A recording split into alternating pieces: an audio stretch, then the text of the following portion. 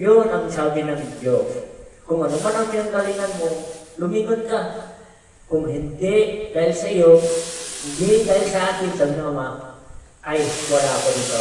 Sabi mo, okay naman. Magkayong siya. Dahil kailangan natin ay kung ano ang mga kanunood at bigyan ka ng Diyos hanggang umangat ka na, dapat ganun pa rin lang ngayon. Dahil yan, pinahiram lang sa iyo. Pagsamantala lang, pinahawak sa iyo. Buhay natin, may hangganan. Lahat ang kayaman natin, may hangganan. Dahil ang lahat yan babalik sa Kanya ulit. Por eso, ang kayabangan ninyo, may hangganan din yan. Dahil hindi kayo Diyos, hindi yan lahat ng kayamanan yan. Sa iyo yan, pinahiram lang sa iyo. Oras nagkasakit ka doon na maalala, may Diyos pa rin, ay kalapit lang. Ngayon, kung may kaya ka, kung sa manang ugali mo, alam sino ka na, may oras din, babalik ka rin sa Kanya. Amen?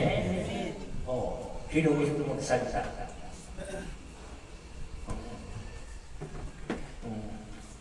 Dahil ang sabi ng Ama lahat sa atin, huwag niyo sayangin ang panahon nandito kayo sa lupa. Pakita niya ito kayo at kayo ay hain. Ang akin ang gusto sa inyo, lagi kayo magpapaba. Huwag kayo magtataas.